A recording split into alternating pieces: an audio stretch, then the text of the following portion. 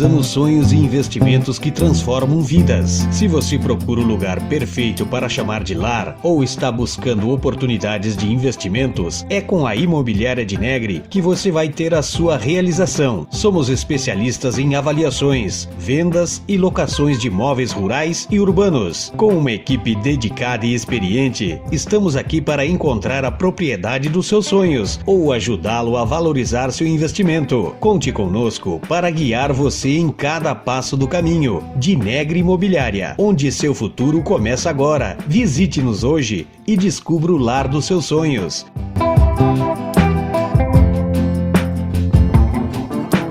Imobiliária de Negri, sua parceria de confiança no mundo dos imóveis. Entre em contato conosco e juntos vamos transformar seus sonhos em realidade.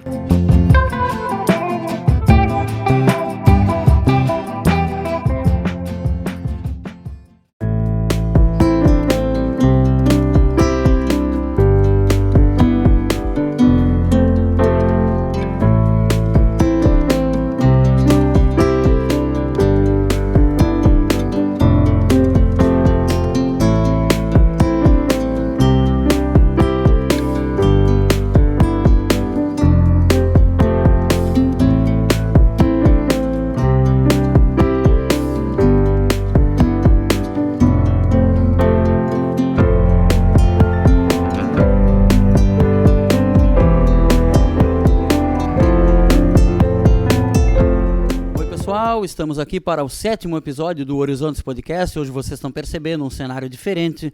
Estamos aqui recebendo hoje na sala de casa aqui o escritor Herodes Armendáriz Acosta, porque vamos falar muito hoje sobre a história de Santa Vitória do Palmar. O Herodes tem vários livros que são sobre a história de Santa Vitória e nada melhor do que na semana em que o município completou 168 anos, o papo ser Santa Vitória do Palmar. Na técnica tá o Pacheco aqui, você que está aí na IPTV ou no canal Ultra, não se esqueça de se inscrever, curtir e compartilhar. Primeiro de tudo, Herodes, muito obrigado por ter atendido o nosso convite e estar aqui para esse bate-papo hoje.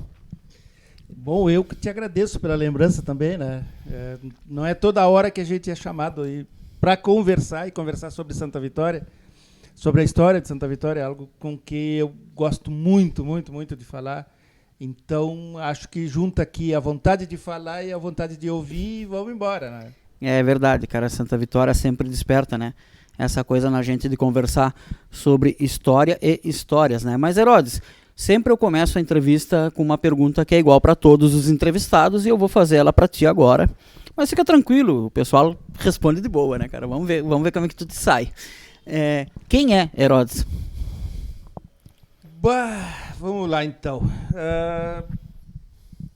Historiador, eu sou historiador por natureza. Cheguei a fazer história na UFPEL, em Pelotas. Sempre gostei de escrever.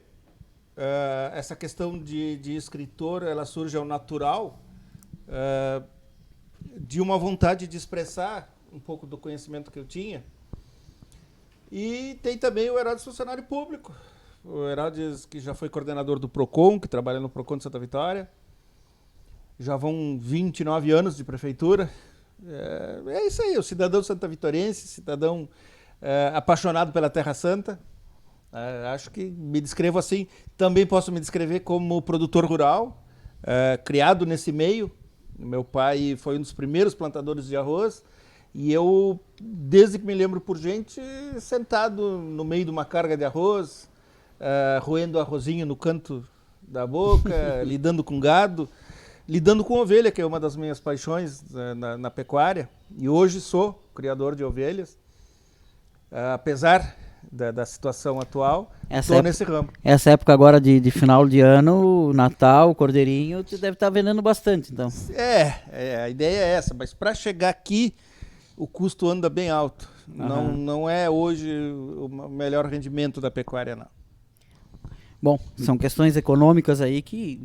Mas são ciclos, né? De uns anos fica melhor, aí depois dá uma piorada, né? Aí depois volta a melhorar, né? Acho que eu que não encaixei o ciclo certo. Quando a carne vale, eu tenho pouco cordeiro. E quando ela baixa como agora, eu tenho bastante. É a história... Mas tá, vamos começar a falar aqui dos livros, então. Tá, são vários livros aqui que tu trouxe. Eu quero primeiro São focar 4 nos livros teus, né? meus. São 4 livros meus. Que são sobre Santa Vitória, sobre né? Santa Vitória. Em vários enfoques. E tem os livros que eu faço para a Casa do Livro. Isso, né? do Eu Conto Santa que Vitória. É o projeto. Mas um projeto meu. vamos falar dos teus primeiros aqui.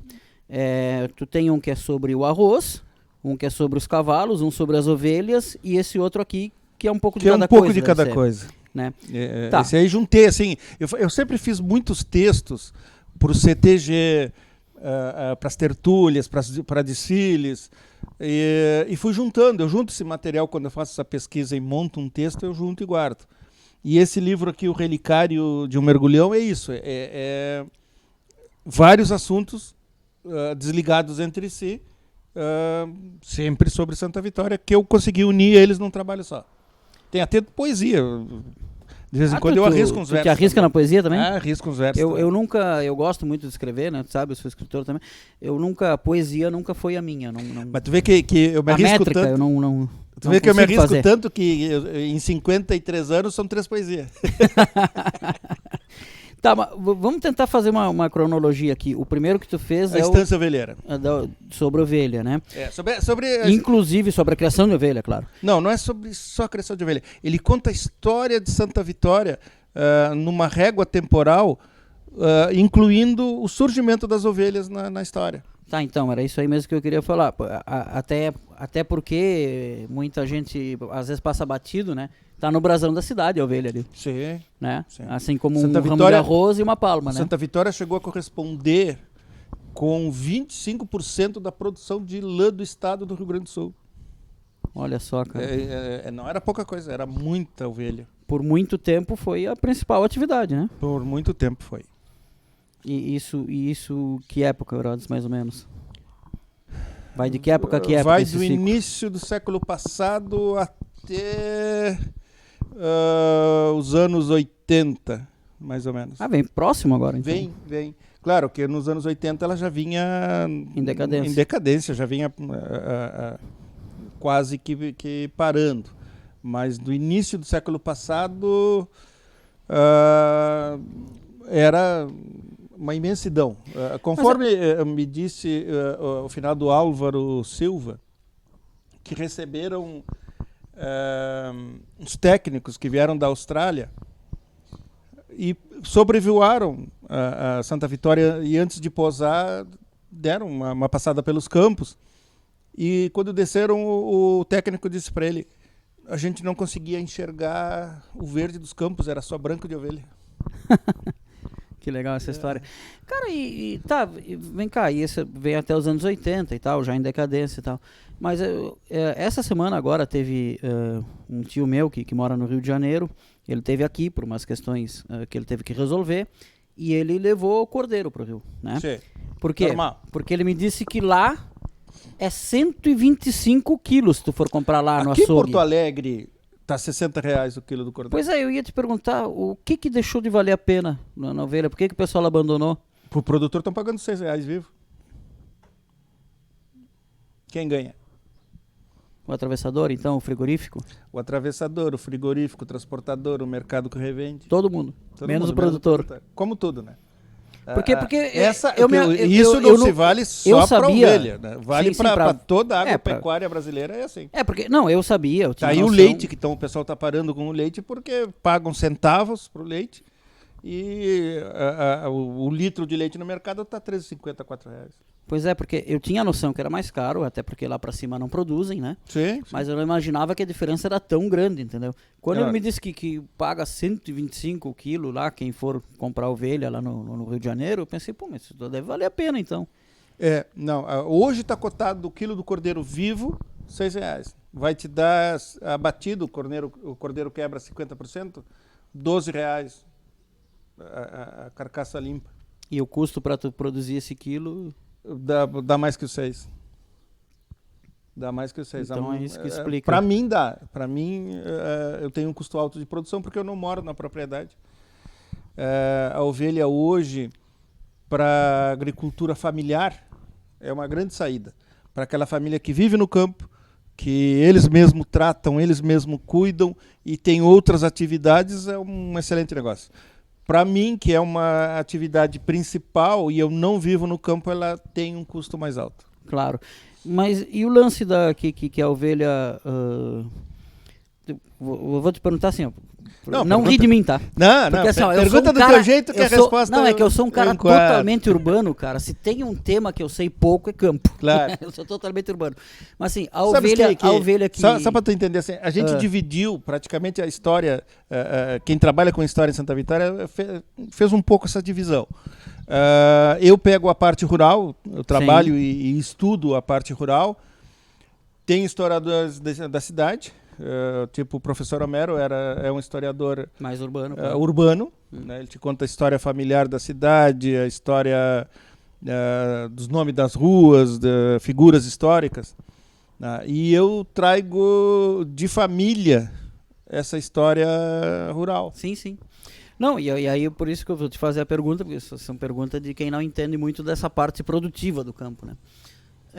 A ovelha que é acarneada para ser alimento, ela também dá lã ou tu cria separado? Como é que é? Não, sim. A ovelha tem uma enormidade de raças. Aqui no sul são produzidas raças de lã. Já tem alguém criando Santa Inês aí que tem pelo. A Santa Inês tem pelo a moda cabrito. Ela não tem lã.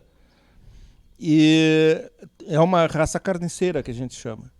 Hoje, qual é a diferença da carniceira para a produtora de lã?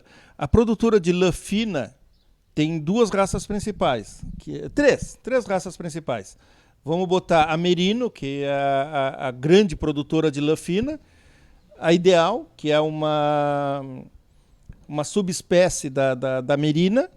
E a Corredale, que é também uma subespécie advinda da Merina. São as três melhores lãs que atingiriam um preço mais elevado. A partir daí vem as raças carniceiras, com uma lã bem inferior.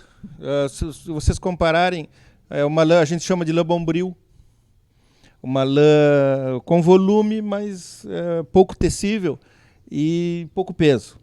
Mas, em compensação, ela produz 3 vezes mais corpo, produz mais carne, que são a Texel, a Hampshire Down, a Suffolk, a Boer. Estou tentando me lembrar que... e outras tantas raças que têm esse segmento de raça carniceira. Sim. Mas a lã, o custo é muito baixo. Hoje, praticamente nem querem lã das raças carniceiras. Estão pagando, acho que 5, 6. Então o produtor, ou ele se dedica a explorar a lã, ou ele se dedica a... Eu entendo que hoje a lã não é viável.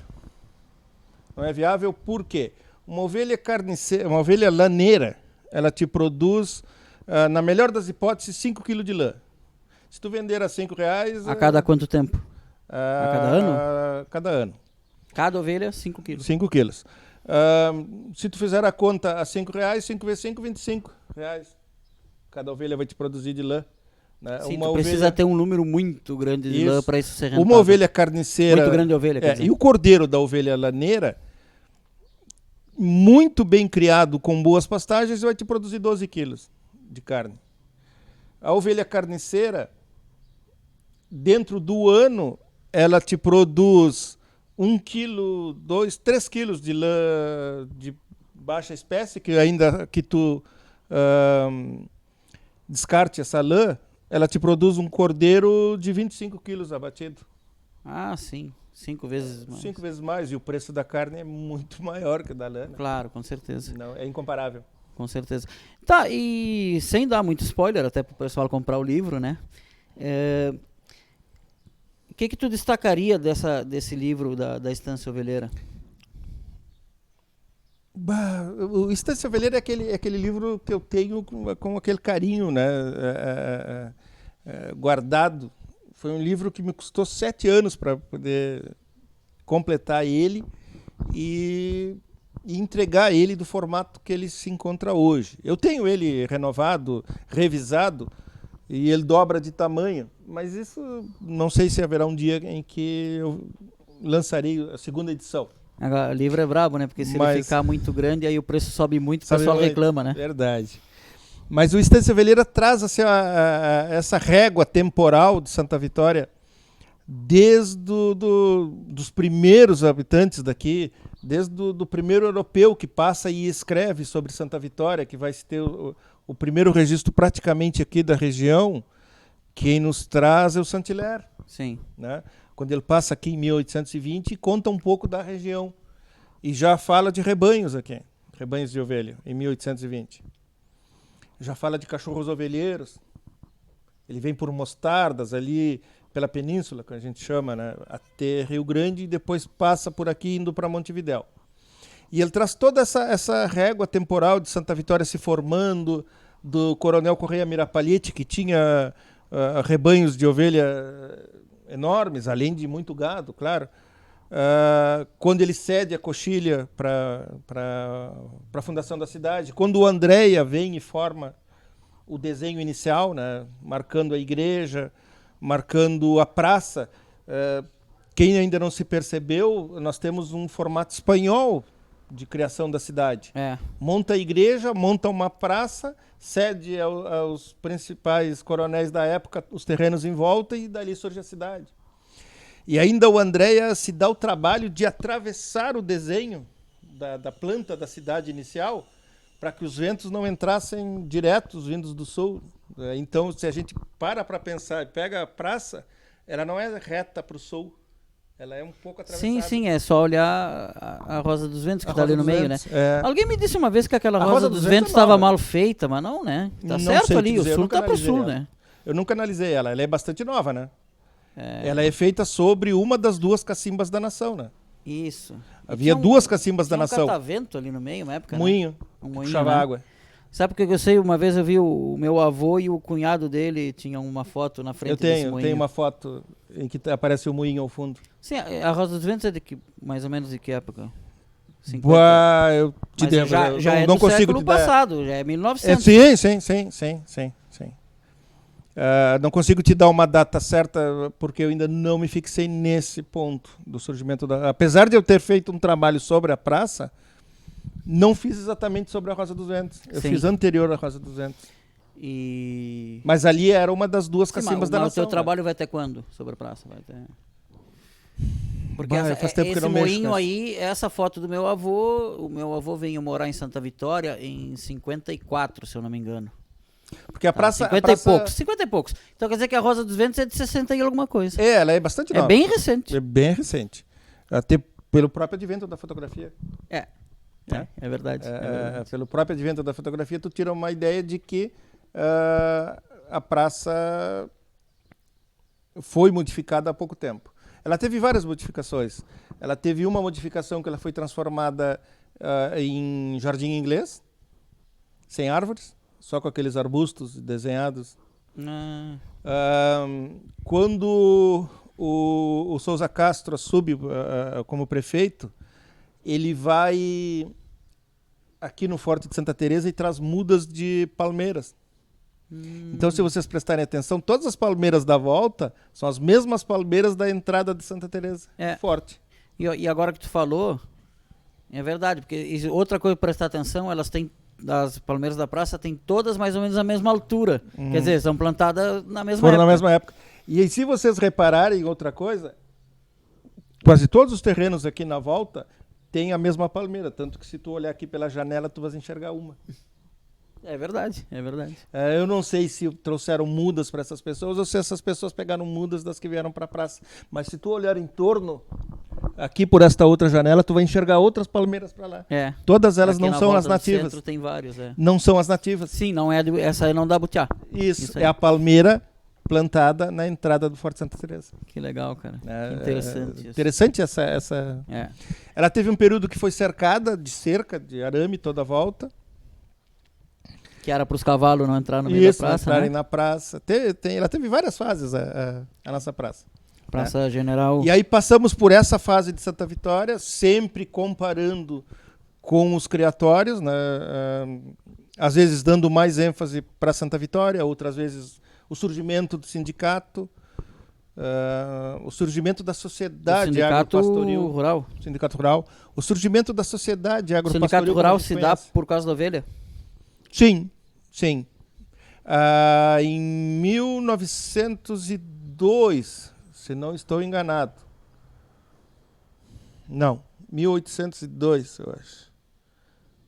Não, 1855, cidade de 1902. Os produtores organizam uma exposição feira com carneiros que eles trouxeram do 1901. 1901, eles organizam uma expofeira com carneiros que eles tinham comprado no Uruguai. E surge ali o sindicato. Né?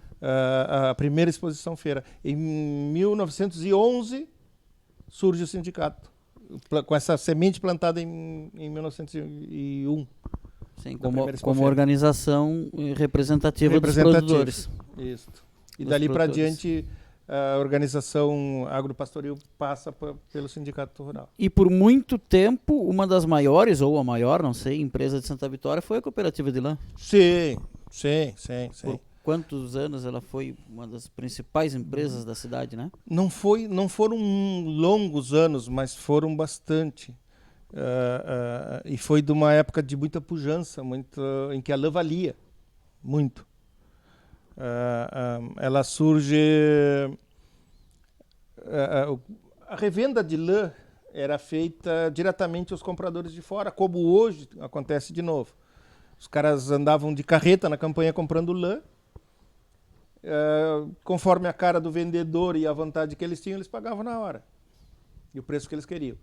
A cooperativa surge nessa intenção de classificar a lã, vender a melhor lã bem classificada, separada, por melhor preço, representando todos os produtores e depois subdividir o valor para cada um a sua parte. Entendeu? Era tipo, unidos temos força, né? Sim. A união faz a força. Sim, não só açúcar, a união também faz a força. É verdade. Que é a raiz do cooperativismo, né? O cooperativismo existe para isso, para junto, para ser unido, claro. Mas nós não tivemos só a cooperativa de...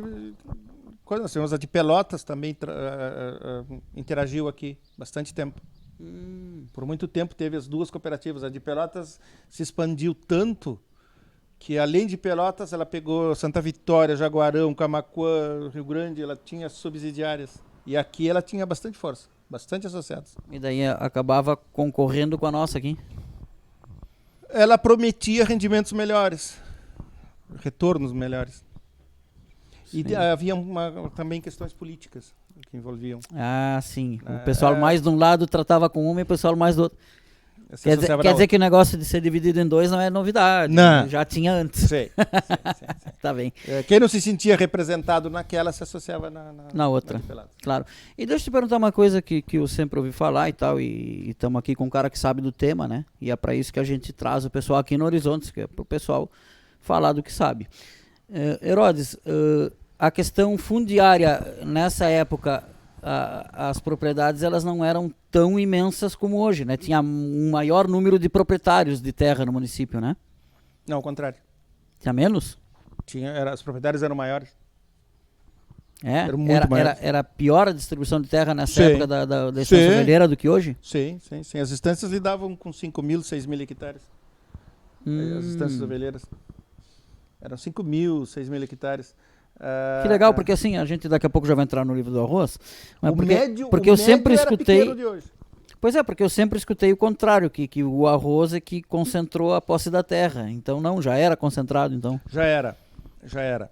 Então Santa Vitória, ela já começa porque ela é criada dentro de um panorama de Sesmarias. Sim. As Sesmarias Sesmarias eram imensas. Sesmarias eram grandes porções de terra que na época Império ainda, né? Havia distribuído e elas vinham passando familiarmente. O Império doava para alguém, né? Algum amigo do Imperador ganhava lá. E a Sesmaria era gigante, né, cara? Enormes. E elas foram se subdividindo familiarmente. Eles tinham... Sim, através da herança. Das heranças. O que dividia era a herança. Ainda da época das Sesmarias, eles tinham o cuidado de casar filhos com filhos que tivessem altas propriedades para não subdividir. Sim, juntava. Né? Até ficava maior, às vezes, juntava. Só que em determinado ponto da história, isso perde a razão, e talvez não tivesse tantos filhos para casar com tantos filhos, com tantas terras. Sim, aí vai mudando E e ela se entram ciclos. subdivide. Não, As grandes começam propriedades se subdividem. Claro, e aí muda o ciclo econômico Sim, também, sim. né? Mas as estâncias ovelheiras, já nos anos. Já no início do século passado, ali por os anos 30, 40, eram estâncias de 5 mil, 6 mil hectares.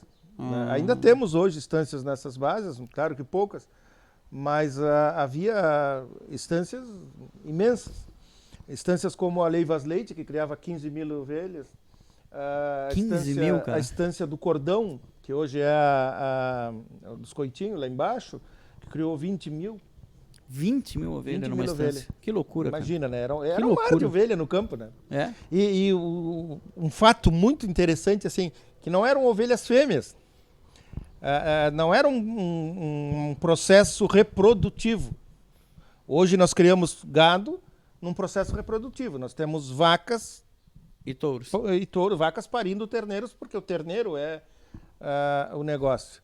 Nessa época era lã o negócio. Então eles tinham 20 mil ovelhas, 18 mil capões só para produzir lã e 2 mil, 3 mil ovelhas matrizes para produzir novos capões para substituir as perdas. Sim.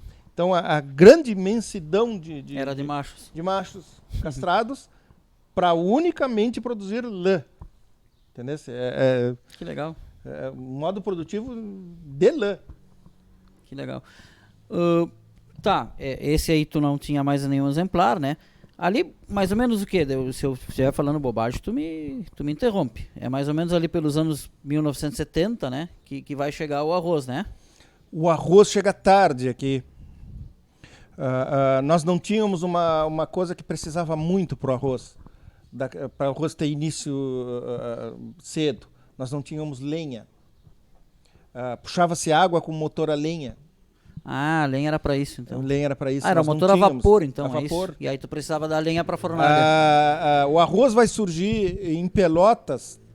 O arroz já era plantado para consumo. Sim, mas aí uma escala bem menor, claro. Na Serra, por Caxias, naquela região que agora foi inundada ali em Taquara, naquela região lá da Serra, que agora teve essas enchentes. Sim, eu morei lá até pouco tempo. Ali se produzia o arroz de várzea. Eram pequenas quantidades para consumo do próprio plantador e ele vendia um pouquinho do que excedia. Até que 2 irmãos Andrade, se não estou enganado, plantam uma lavoura de 40 hectares em Pelotas. Colheram pouco. Foi uma lavoura feita com pouco dinheiro e ela dá pouca coisa. Mas a grande questão é que ela ficava, essa lavoura, no caminho da charqueada das pedras do Osório. E o Pedro Osório, quando ia para a charqueada... Do Coronel Pedro Osório? Existiu 2 Coronel Pedro Osório, né? Do Coronel Pedro Osório de Pelotas. Sim. Que dá nome à cidade de Pedro Osório. Tinha 2 Pedro Osório. Teve o Coronel Pedro Osório também, o coronel que chamava Osório. Coronel Osório, chamado também de Pedro Osório. Ah, tá. Que o nome dele era Pedro Osório, mas era só Osório. O Pedro Osório era o de Pelotas, aquele que tem a estátua ali na... que tem a estátua na praça, mas não era um parente. Praça. Não. Ah, tu vê, só uma questão de coincidência. E o fato interessante é esse, que o Pedro Osório, quando ia para a charqueada, passava nessa lavoura. E ele se interessa pelo plantio do arroz. E já no ano seguinte ele planta uma lavoura e colhe bem. E a partir dali ele vai se tornar o primeiro rei do arroz. Criando o primeiro sistema de parceria, onde ele dava semente, dava ajuda de custo em dinheiro, e se a pessoa às vezes não tinha terra, ele dava terra. E a pessoa recebia uma percentagem, parceria. Vai ser criada pelo Pedro Osório. O Pedro Osório chegou a vir em 66 aqui a Santa Vitória. O pessoal do Pedro Osório chegou a vir aqui prospectando terras para plantio do arroz. Mas não... Em 1912, lembrando bem, Manuel Vicente escreve no seu relatório como prefeito que o pessoal do Pedro Osório esteve na cidade fazendo prospecção para plantio de arroz, e ele esperava que a partir dali isso trouxesse crescimento para a cidade. Isso está no relatório. Eu tenho o relatório do Manuel Vicente. Essa história toda está aqui nesse livro, No né? livro, na Trilha dos Arrozais. Isso. Né? Deixa eu ver aqui qual é o ano dele. E outra coisa interessante é que o Manuel Vicente diz Vamos que... ver se tu tá bom de memória. Qual é o ano do livro aqui? Esse aqui? É. 2012. 2013. 13. Aqui, ó. Vou dar pra prova aqui. Eu não tô pegando no pé do entrevistado. Tá aqui, ó. 2013 o livro saiu. Eu sei o que acontecer. Já vai 10 Tu anos. deve ter terminado de escrever em 12 Não, e ele saiu em 13. Porque isso acontece comigo quando eu faço. Para aí, que ano é o livro? Aí eu vou ver. A tem Estância outro ano, Velheira claro. é 2010, os Cavalos é 2011 e daqui a pouco o vamos falar Arroz é dele. 2013. Que daqui a pouco vamos falar dele. Mas vamos seguir falando aqui do arroz, né? O arroz, então, ele chega, né? Cara, e pelo que eu sei, assim, a gente sabe do que escuta e do popular e do que chega na gente, né? O arroz, em certo momento, ele chega chegando, né? Causa Sim. uma transformação brutal na Sim. cidade, né? Tem Para quem é mais jovem, dá tem para cenas comparar com o clássicas. quê? Com a chegada da eólica, mais ou menos? Chega e muda tudo. A eólica não mudou Tanto assim. tanto assim. Tá, mas o impacto... Não teve outra revolução igual. Que eu me lembre, não. O arroz chega e ele mexe a engrenagem da cidade. Para tu tirar uma ideia, a pecuária dava para o dono da estância, o capataz, 3, 4 empregados. O arroz precisava de muita gente. Tanto que não tinha o suficiente aqui, eles vão trazer de fora. Ainda mais que no início era bem menos mecanizado. Não, né? era tudo feito a pá, à mão. Canal era feito com torrões quadradinhos. Começavam a fazer o canal este ano para usar o ano que vem, cortando quadradinhos de terra e montando como quem monta tijolo. Imaginasse? Então, se traz caminhões e caminhões de pessoal para trabalhar nas lavouras de arroz. Vem muita gente de Santaninha, Canguçu, Piratini. E desse pessoal, uma metade volta e a outra metade fica. Sim. Né? Muda inclusive a demografia da cidade. Muda a demografia Sobrenomes da cidade. novos chegam. Cria um cinturão empobrecido na volta da Também, cidade, né? que não tinha. Havia os pobres, mas havia os pobres em termos. Com o arroz surge o pobre também, tem esse lado. Aqueles cinturões de vilas. Sim. Da volta da cidade. É. Mas o arroz mexe com a engrenagem da cidade, porque não só traz bastante gente, como ele mexe assim, com o que vendia, o mercadinho que vendia para um monte de pessoas que chegou de fora, o funileiro que fazia material, que fazia peças mecânicas e outras coisas mais, cria profissões, o aguador, cria o tratorista, entendeste? O cortador de arroz, que era cortado a foice, cria serviços e novas profissões. Ele Sim. impacta a cidade muito mais que qualquer outra. E o pessoal nisso, o pessoal que a ovelha já não estava dando tanto, passa ou a vender ou a arrendar o campo para arroz. Aí surge o primeiro impacto econômico na cidade. Muitos produtores venderam o capital, arrendaram o arroz para o arroz, Arrendaram o campo. para o arrozeiro e vieram para a cidade. Isso impacta até nos clubes. Os clubes se encheram, criaram uma pomposidade que não tinham até ali. Né? Pois agora tu falando isso aí é verdade. Eu fico fazendo uma relação agora de cabeça com os clubes, tu falou. É também uma época áurea do futebol, em Santa Vitória. Os nossos times jogavam estadual de amador, tudo, claro, vinha né? jogadores de fora para trabalhar nas claro, lavouras. tem tudo a ver, claro. Tem todo um impacto econômico, intelectual, de pessoas na cidade. E a estrada? Só que isso, em um determinado momento, o arroz dá uma queda e tinha muitos arrozeiros de fora que simplesmente Vão embora. foram embora. E aí o dono do campo ficou sem nada. Ah, sim, porque ele não tinha mais os animais. Não Ele tinha como arrendava voltar. só o campo, não tinha mais os animais. Houve, em determinado momento que isso acontece, um aumento na taxa de suicídios. Puxa vida. Muita gente se matou. E que época é essa crise aí? Anos isso, 80? Não, muito antes, os anos 60, por aí 70. tem esse impacto negativo. Tem alguma coisa a ver ou não a estrada, a BR, ter sido feita nessa época? Que ela fica pronta, se eu não me engano, em 70, né? Não, ela começa em 64, se eu não tem grado, 66. Será que não tem a ver para escoar essa produção também? Talvez, sim, talvez. A pujança da cidade. E para escoar a produção, sim, né? Sim. O Érico, o pai do Érico, conta. Do Érico Ribeiro?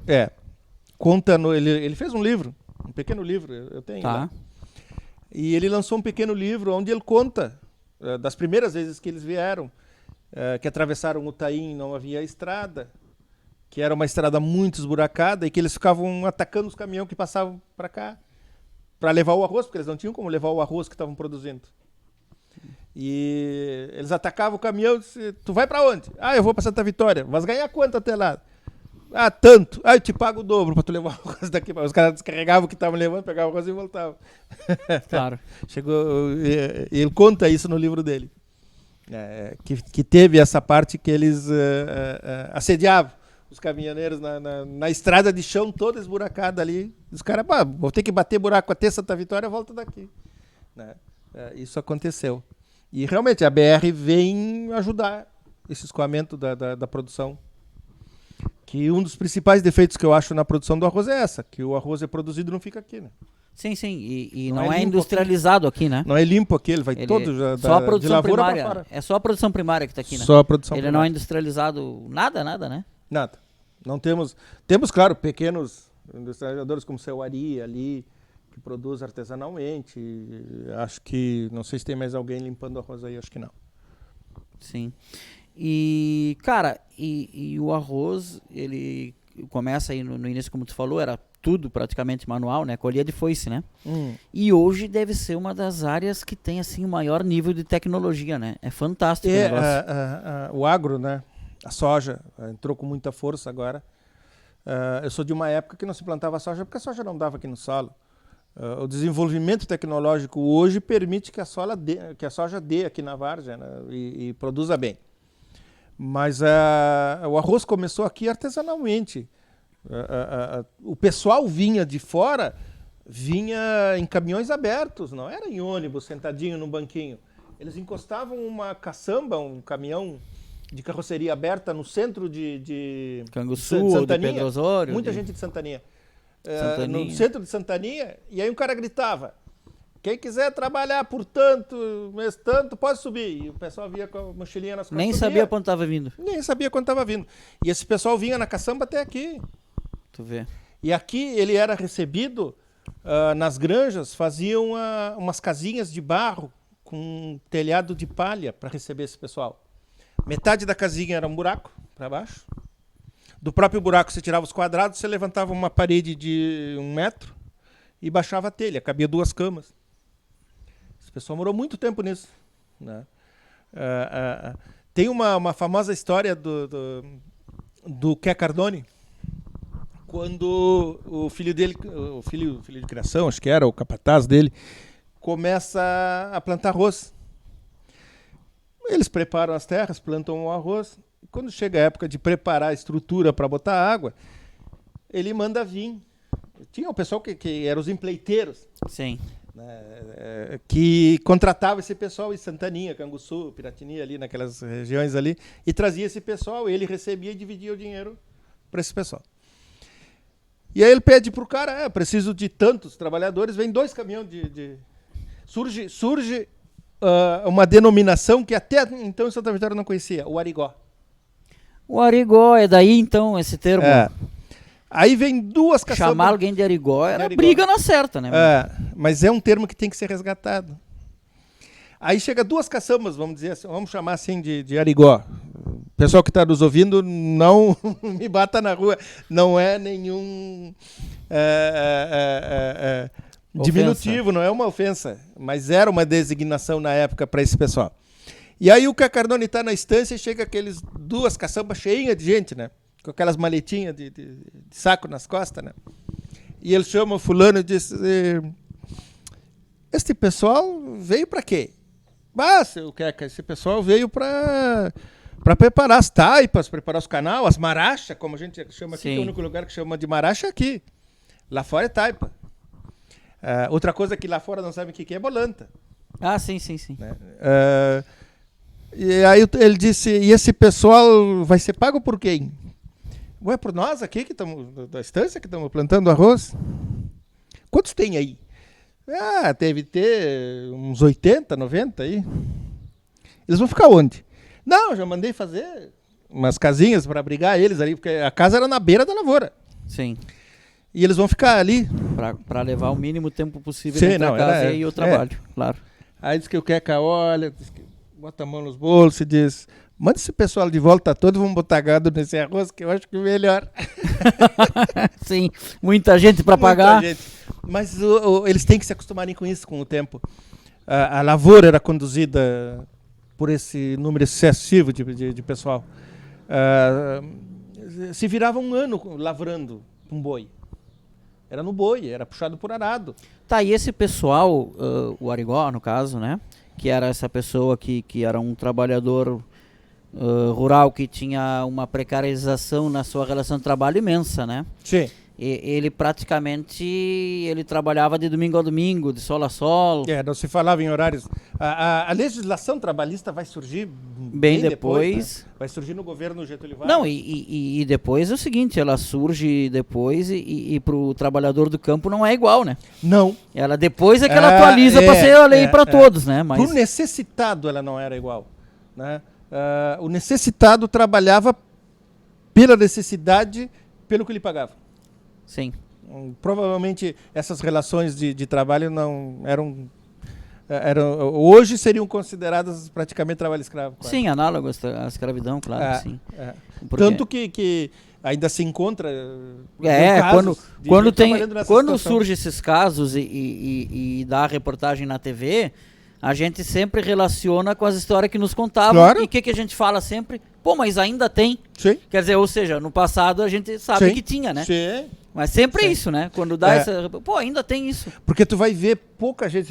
Da pecuária, tu consegue encontrar nomes que começaram como posteiros de estância, cuidando de gado e de criações, e que montam as próprias fazendas. Não tão grandes, mas montam. Meu avô começou como posteiro dos Castro e teve uma pequena fazenda de 500 a 600 hectares. Só explica por bicho urbano aqui, o posteiro fazia o quê? O posteiro, as estâncias eram tão grandes que eles montavam postos longe da estância para cuidar aquela parte. Para cuidar aquela parte da estância. O posteiro cuidava o posto, é isso? Isso. Ah, então tá. Entendeu? E aí alguns desses conseguiam depois ter a sua própria fazenda. A sua própria fazenda. E tu não vai encontrar isso no Arigó.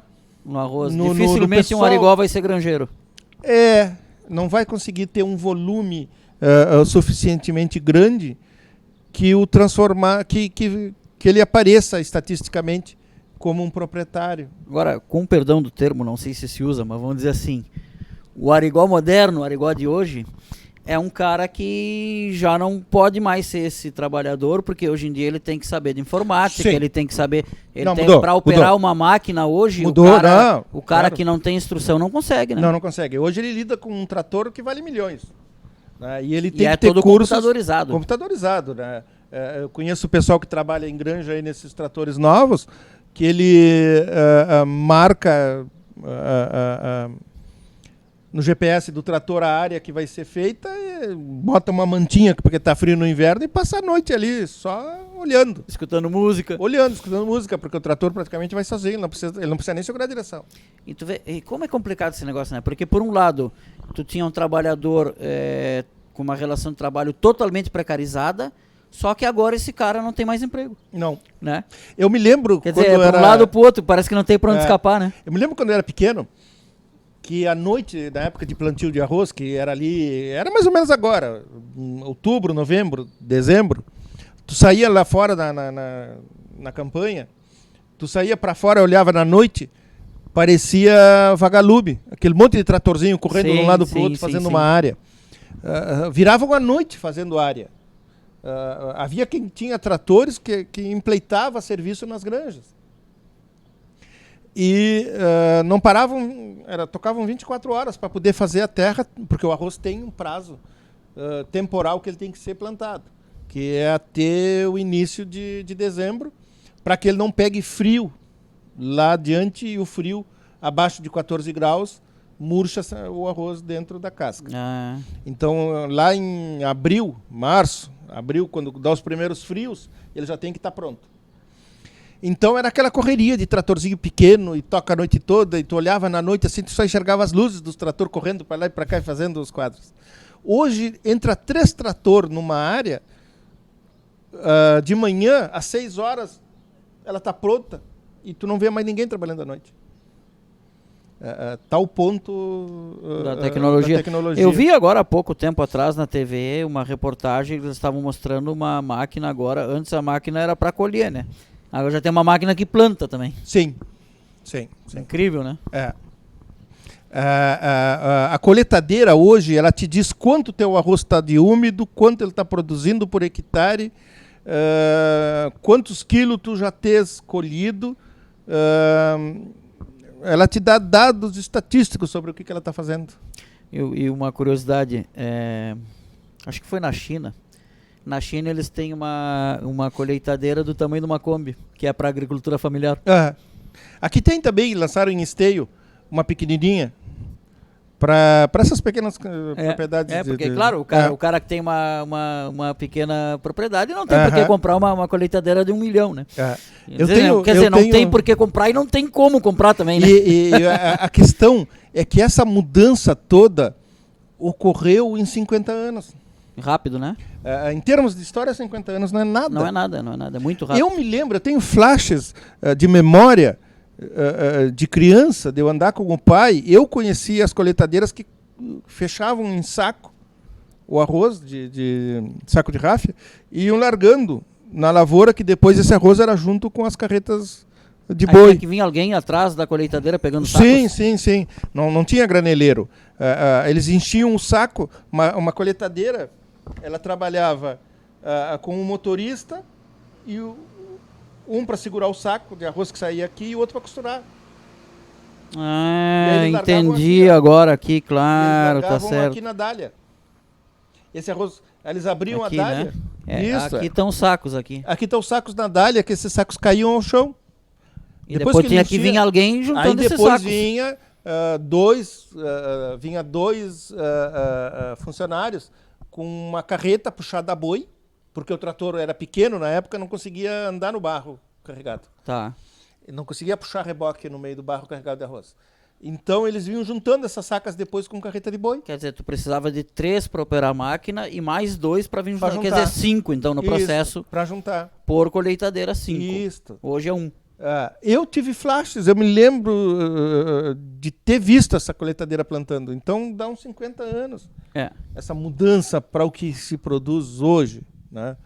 Que o arroz sai de uma máquina altamente qualificada para um reboque graneleiro também já altamente qualificado, que vai largar no arroz, o arroz praticamente limpo, pronto para ir para o secador. Temos esse outro livro aqui, Cavalos, uma paixão além dos tempos, né? Então daí agora, aí o cavalo... Essa aí eu vou mexer com aquela paixão do gaúcho, né? Aquele lá do... E foi o principal meio de transporte até a invenção do automóvel, né? Foi. Então, só ele está na história. Verdade. Foi. Tem um analogismo que eu acho muito interessante, que diz assim, que antigamente o pobre andava a cavalo e o rico andava com os primeiros carros que surgiram. Tá. Hoje o pobre anda de carro e o rico tem cavalo para andar nos ares. É verdade. E tem também uma declaração de um viajante que chega a Montevidéu. Eu não tenho certeza se foi o próprio Saint-Hilaire, que ele diz que em Montevidéu, no século 17, 1820, por aí, até o pobre que pedia esmola andava a cavalo. Interessante bom, esse. Muito bom. Não, e tem toda, né? Por exemplo, até hoje a unidade de potência do motor é cavalo de potência, porque tu mede a força, mediu lá no início, mediu a força que era um cavalo, né?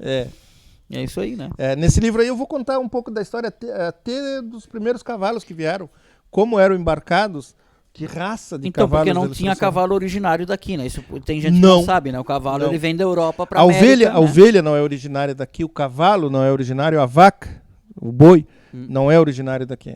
Né? Isso, É, os vem bichos tudo aqui com os originário da colonizadores. América é lhama, alpaca, enfim. Tu sabes que a história da ovelha se liga muito com a primeira fundação de Buenos Aires. Da ovelha? É. Ah, é? Buenos Aires foi fundada. Ela teve duas fundações. A primeira fundação de Buenos Aires, eles largam os colonos lá, eles fundam tipo um forte, Tá. né? E eles morrem de inanição, porque Não eles tinha são comida. cercados por índios charrus, eles não conseguem sair para caçar e não conseguem plantar. E eles não tinham o que comer. Sim, teve um Houve relatos cerco ali. até de canibalismo. Então, quando eles montam a logística para montar de novo Buenos Aires, e Buenos Aires ela é montada no mesmo local, porque ela fica ali entre rios ali e é um ponto fácil de acesso, eles pensam, nós temos que ter uma logística de fornecer alimento para esse povo. Temos que ter um animal que, em caso de cercar, seja de fácil acesso. A ovelha. Criavam praticamente pegada na casa. Claro, porque a ovelha é mansinho, né? Isto. Então ela tem Tá, e essa ligação. E esse livro aqui de cavalo, tu O cavalo- explora, o cavalo- tu explora o cavalo, né, nessa parte da produção, mas ou na parte esportiva também ou não? Também. Eu dou um geral sobre a história do cavalo e eu vou falar um pouco do surgimento do cavalo de corrida. Porque o cavalo aqui em Santa Vitória ele puxava as carroças de carnaval, Sim. os corsos de carnaval na rua 13 de Maio, que hoje é Barão. Tinha o cavalo de produção, tinha o cavalo que era produzido aqui para fornecer para o exército, tinha a mula, uma produção imensa de mula Aqui tinha pro mula? exército. Sim, ali nos Rota. Ah, Tinha criatórios de mula para o exército. que interessante. Eles criavam uma mula padrão grande para carga, porque o exército se mexia Sim. com mulas. O que levava carga, os morteiros, carga pesada, alimentação, era tudo mula. E ali as estâncias dos Rota, os próprios, principalmente os Rota, ali perto do Salso ali. Mas tinha um criatório imenso de mulas já com destino de venda para o exército. Que legal. Tem esse lado do cavalo, o cavalo de trabalho, o cavalo de tração, o cavalo de movimento, o cavalo de campo, desde antes do surgimento do cavalo crioulo, o cavalo de guerra, que tinha treinamento especial para não se assustar com tiro. Que mais? Tem todo esse lado do cavalo. E claro, tem o lado esportivo do cavalo. Aí eu vou para dentro do Jockey Club. Claro que com uma história já bem mais recente, né? Principais Sim. cavalos e tal. No livro, que aliás é outro cara que eu quero trazer aqui, mas esse está sendo mais difícil, ele está meio irredutível, o Vladimir Lazo. No livro que ele escreveu sobre o futebol aqui em Santa Vitória, ele narra ali no início do século ali que eles fizeram uma corrida de cavalo com 10 participantes que largava em Santa Vitória e o Chuí voltava. É um raid. O ganhador ganhou com 2 horas e 2, se eu não me engano. O Uruguai ainda faz muito raid. Mas hoje, no Brasil, acho que a raça crioula ainda faz provas de resistência. Raid como os antigos é no Uruguai. Ainda tem Pois bastante. me chamou muita atenção, né? Claro, também isso era início do século, era 1900 e... Aham. Era antes de fundar o Vitoriense. O Vitoriense é de 1910, só ia antes de 1910, agora não me lembro o ano Era o certo. principal esporte, da época era o principal esporte. E aí, quando eu vou pro Jockey Club fazer esse levantamento histórico, eu falei com o seu Denis, que Seu ainda Denis, claro. um dos responsáveis pelo Jockey Club. Ele que toca ainda, né? Ele que toca, passa pela mão dele. Aí ele disse assim, não, eu vou juntar todo o pessoal da antiga, vamos fazer um churrasco lá no Jockey Club e eu te chamo. Tá. Aí ele me chamou lá, disse, tal dia vai, o churrasco é tal, é à noite. Chego assim, entro ali no Jockey Club, olha assim, tá aquele pessoal das antigas todo lá dentro, assim, tudo com os livrinhos, com os álbuns de foto embaixo do braço. Que sentadinho, legal, cara. esperando. Que maravilhoso isso. Cara, sabes quando não te dá tempo de ouvir todo mundo, você começa eles começaram a desabar a informação em cima de mim. Pá.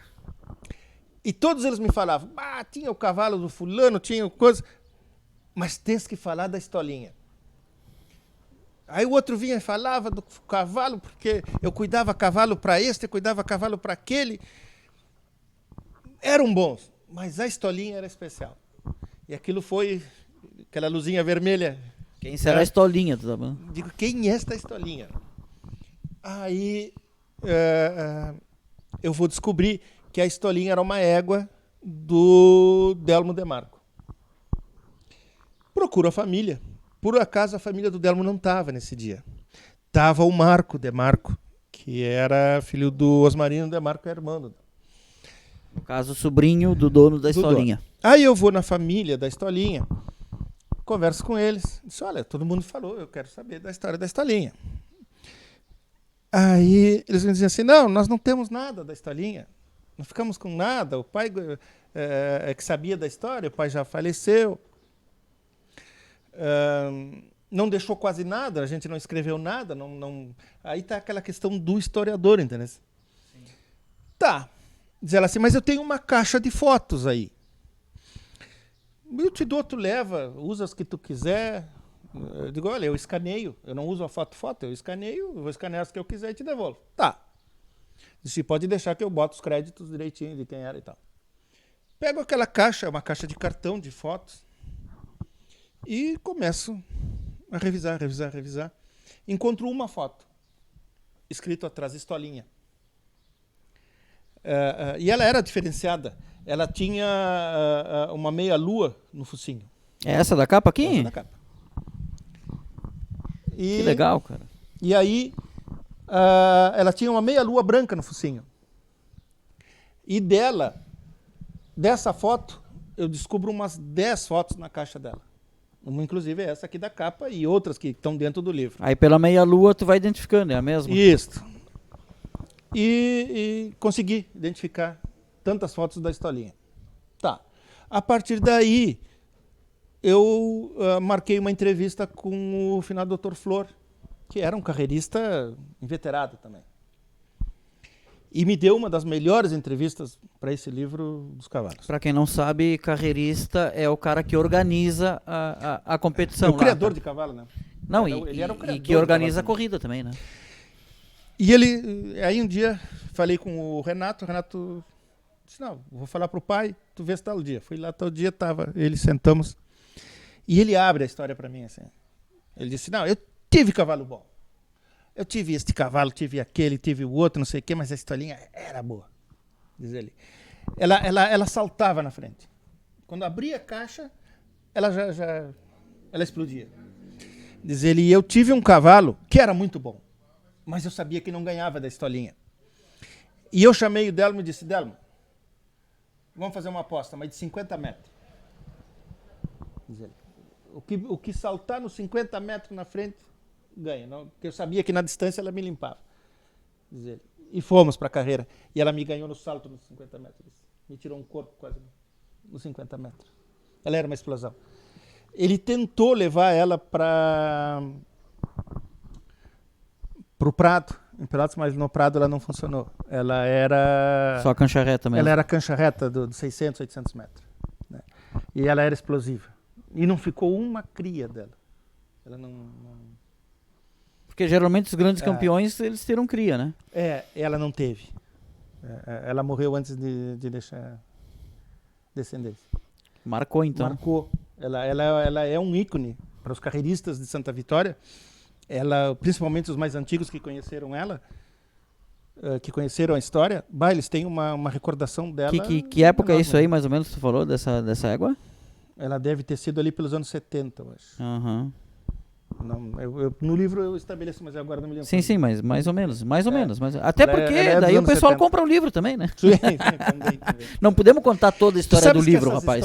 Sabe que essas histórias de me fornecer material aconteceram histórias incríveis, né?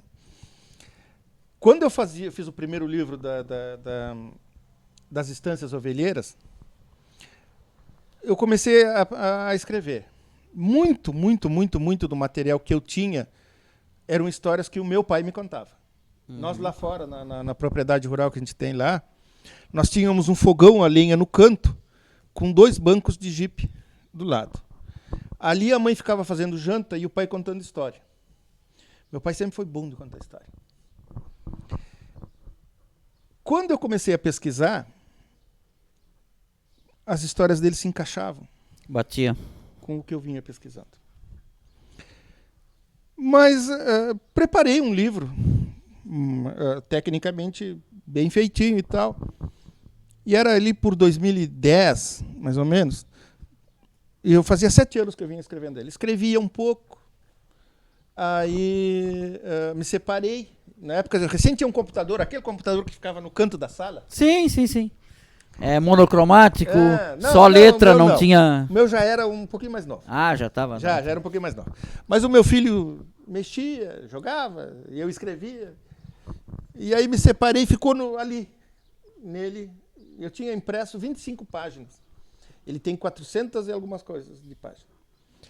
Eu tinha impresso 25 páginas para ver como ficava e dar uma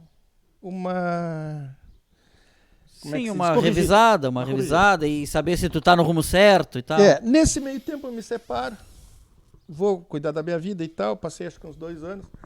Aí digo, eu vou voltar a tocar no meu livro. Eu gosto daquele livro, daquele que eu estou escrevendo ali. Aí falei para meu filho, me dá o arquivo. Não, diz ele, deu pau, mandei formatar, não tem mais nada. Eu só tinha aquelas 25 páginas escritas. Dali eu recomecei a escrever o livro. Lá em 2010, mais ou menos, eu estou com ele já praticamente pronto. Aí um dia sentado olhando, eu penso comigo, digo, não escrevi nada sobre o sindicato. A importância que o sindicato teve para a ovelha. E eu não escrevi nada. Vou no sindicato. Disse, olha, eu estou escrevendo um material, eu ainda não sei o que eu vou fazer com isso. Muitas vezes eu me perguntei quem é que ia querer ler aquilo que eu escrevia. E eu tenho esse material e tal, e vocês não têm algum material para me dar, para acrescentar? Disse, olha, nós também estamos aí, estamos vendo um material, porque o ano que vem faz 100 anos o sindicato, e nós estamos pensando em editar alguma coisa. Eu disse, olha, vocês me dão o material que vocês têm, eu melhoro um pouco, e vocês editam o livro? Traz para nós ver. No outro dia fui lá, e teve a reunião, eu acho que 2, 3 dias depois teve uma reunião da diretoria. Da diretoria do Sindicato Rural. Eu vou lá pegar o material e disse, olha, completa que nós vamos editar para ti. Que legal. E surge o livro.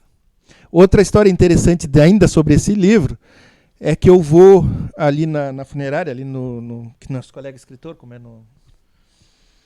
ali na São Jorge. Sim. Me faltou o nome, perdão. Não, é o Rubens. O Rubens, claro. Rubens Carrasco. Aí vou ali, falo com ele, olha, Rubens, estou escrevendo material assim, diz ele, olha, essa parte rural eu não tenho muita coisa, não lido muito com isso. Diz ele, eu também estou preparando um livro, que depois é o livro que ele lança depois, muito bom o material dele. Diz ele, eu tenho umas revistas. Eu atrás de livros antigos, livros de história, livros de família.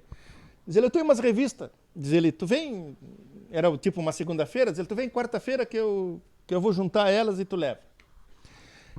Quase não voltei. Mas aí pensei, mas é chato, né? Sim, por consideração, claro. Rubens me atende tão bem, ele é sempre prestativo, uma pessoa carinhosa, prestativa. É verdade. Digo, eu vou lá ver essas revistas que ele tem, pensando no Globo Rural, pensando, né?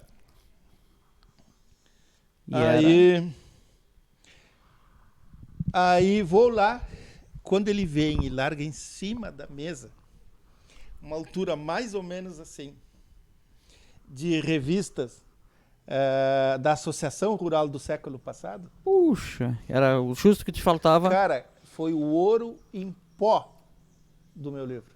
Tinha fotos de ovelhas, de carneiros, tinha matérias de jornalistas descrevendo a situação da época no século passado. Cara, e eu quase não volto para falar com o cara. Acontece. Eu tenho ainda Rapaz, alguns exemplares lá, que já tem mais de 100 anos, Que legal, de 1910. que legal. Tu também é o organizador da coletânea, né? Que já tem 3 edições, a gente tá com E hoje duas o presidente aqui. da Casa do Livro, né? Isso, da Eu Conto Santa Vitória, que é feito lá pela Casa do Livro da Linha na Paro, que hoje tu é presidente, né? Isso. Essa aqui, se eu não me engano, é a primeira edição, né? Primeira edição. De capa azul, né? Ah, falta a terceira. E tem esse aqui que é a segunda, né? De Falta a capa terceira, vermelha. capa verde, E a aquela terceira, o de capa Com a verde, rosa 200 que o palmas. meu eu emprestei. E eu não me esqueci não de tô trazer. aqui pra mostrar com o meu. Eu tenho. E, modéstia à parte, aqui eu tô nos 3. Tenho esse orgulho de dizer que eu tô nas Coisa 3 boa, edições. porque nem todos os autores estiveram nos 3. É? E uma coisa aqui. Esse que... foi um projeto muito uma interessante. coisa que me impressiona já de largada aqui, Herodes, é a quantidade de pessoas que tem participando em cada um dos projetos, como temos escritores na nossa terra, cara. Às vezes é um pequeno conto, né? É. E só aquele. Mas é uma visão, É. e te dá uma visão que talvez tu nem tivesse de Santa Vitória, né? Esse foi um projeto que eu criei, que foi assim, foi um achado. Foi aquele tiro na lua, né? Tu sabes que um dia estou saindo do Banrisul e encontro o Gilberto Careca. E ele estava com uns talões, que até hoje, inclusive, funcionam, que tem os doadores que ajudam a Casa do Livro mensalmente. E ele me chama e diz, eu estou com esse projeto de doadores mensais, porque a Casa do Livro tem um custo mensal, a prefeitura ajuda, mas não cobre tudo. Não cobre tudo. Diz, ele é uma base de R$10 por mês, mais ou menos, para cada um. Eu disse, Gilberto, eu já tinha editado 3 dos meus livros.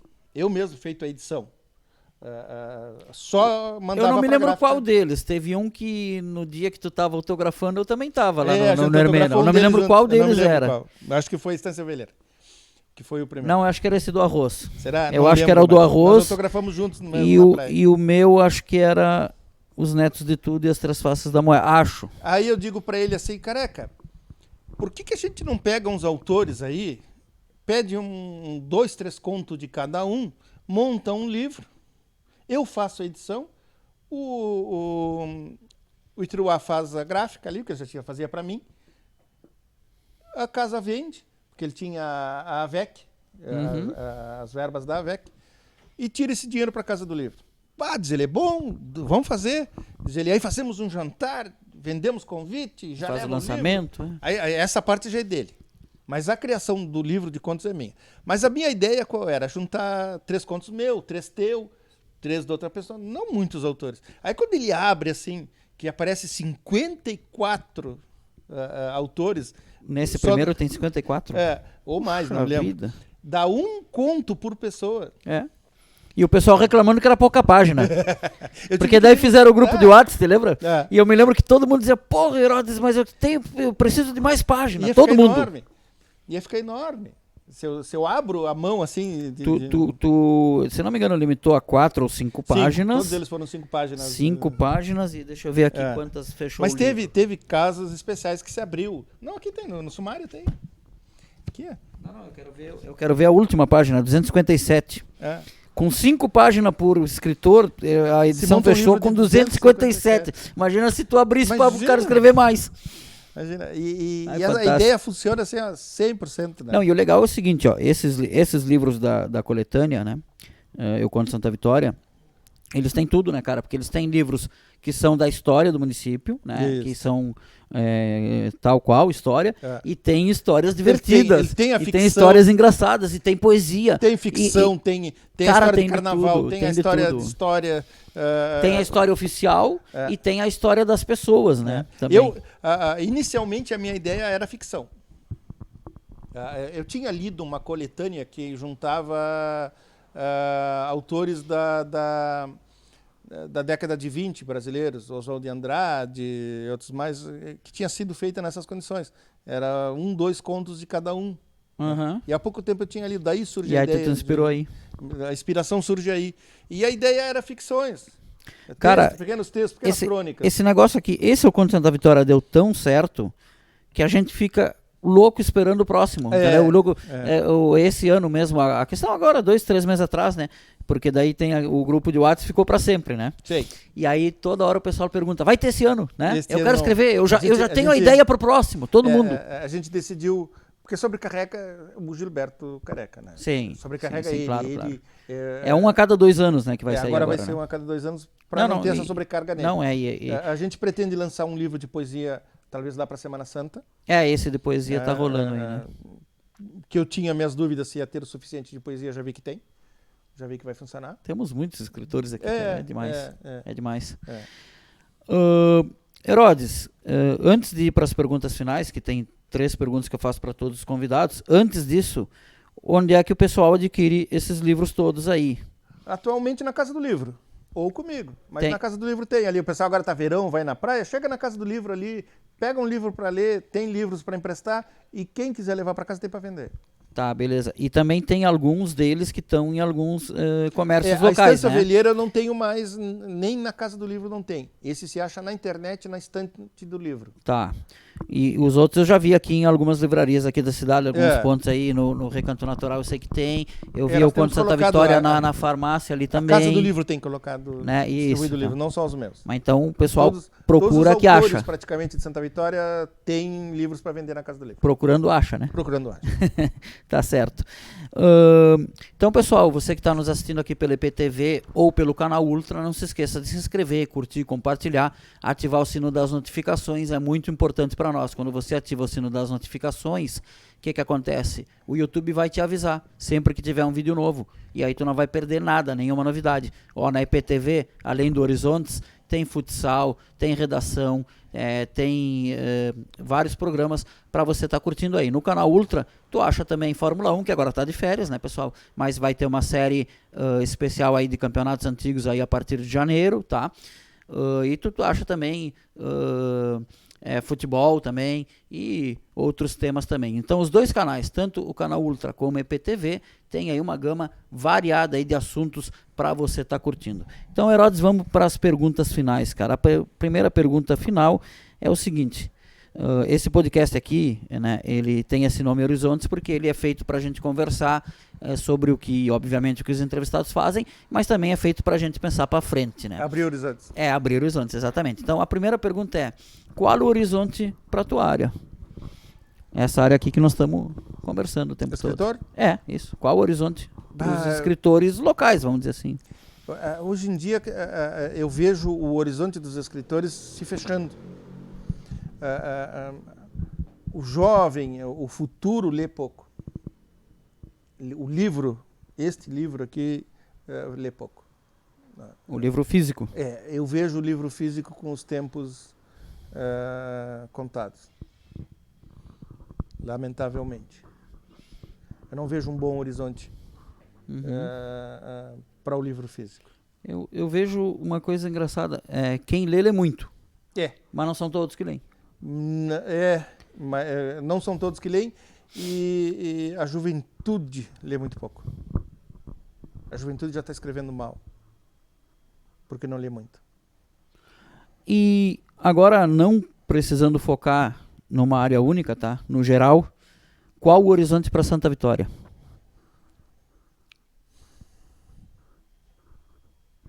Eu ando cético. Eu ando cético. Santa Vitória tem o maior defeito de Santa Vitória é a distância. É a distância de tudo. Sempre foi, historicamente, desde o seu surgimento. Ela já foi colocada aqui porque aqui era muito longe. E eles temiam perder esta região. Então eles resolveram botar alguém morando aqui para cuidar. E nós estamos longe de tudo. Nós temos uma distância de grandes centros. Nós temos uma distância de grandes movimentos. Santa Vitória hoje, para quem vem de fora, não tem uma visão de Santa Vitória para grandes atrativos. Eu trouxe uma amiga do Maranhão. Eu me lembro que quando ela chegou, na tarde eu mostrei Santa Vitória para ela. Levei no Porto, levei na Barra, levei na Armena, no Chuí. E deu. A Santa Vitória resume-se, lamentavelmente. E Santa Vitória, a atual situação econômica empurra Santa Vitória para a agricultura. É o preço que se paga hoje de arrendamento de soja e arroz. Eu temo que varra o gado, a pecuária do campo e ela se torne não monocultura, mas uma área fechada em agricultura, como se encontra muito no Mato Grosso. Produz bem, talvez traga bons incentivos, mas tira muita coisa do campo. Muda muito o cenário. E esse é o horizonte que eu vejo de Santa Vitória. E a terceira e última das perguntas finais, qual o teu horizonte pessoal? Não é em Santa Vitória. Eu tenho um projeto, em 2030 eu creio que eu me aposento na prefeitura, e o meu horizonte vai ser talvez para Caxias, onde mora meu filho e meu neto,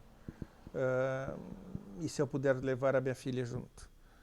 Lá é centro, lá é muito próximo de muita coisa. Sim, é o eixo Serra Capital ali, que é o eixo mais rico do Rio Grande do Sul. A gente sente falta disso aqui. E depois que tu pega essa vida cosmopolita, essa vida de ver lugares, a Santa Vitória fica pequena. Lamento que a minha Terra Santa me passe esse sentimento hoje. Mas meu horizonte eu não o vejo aqui. Faltou alguma coisa que tu gostaria de dizer que eu não te perguntei? Não. Então eu quero te agradecer. Conversar é bom, né? É bom, né, cara? É bom demais bater papo. Meu. Um dos motivos de fazer Horizontes é bater papo, viu? Porque toda semana eu tô conversando com alguém diferente sobre um tema diferente, então é uma beleza. Conversar larga horizontes, se assim pensar. Conversar aumenta o teu horizonte de visão, te dá informações que às vezes tu não tem e tu começa a olhar diferente, coisas que tu não olhava daquele jeito, né? É verdade, com certeza. Muito obrigado então, Herodes. Eu que agradeço, um momento muito bom. Então, pessoal, chegamos ao final de mais um episódio do Horizontes. Na técnica aqui teve comigo o Eduardo Pacheco. Então, você que está aí no canal Ultra ou na EPTV, não se esqueça mais uma vez, se inscreve, dá o like, isso ajuda muito a gente, tá, pessoal? Até a próxima e tchau, tchau.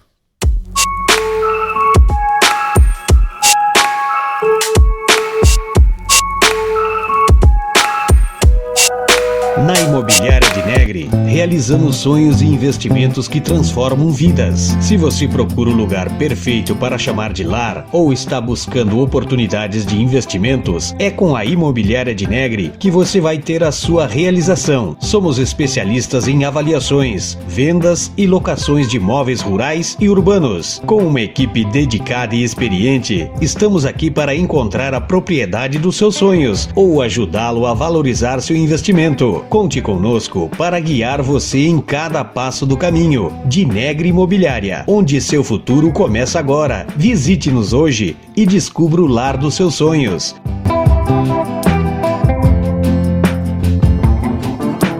Imobiliária de Negri, sua parceria de confiança no mundo dos imóveis. Entre em contato conosco e juntos vamos transformar seus sonhos em realidade.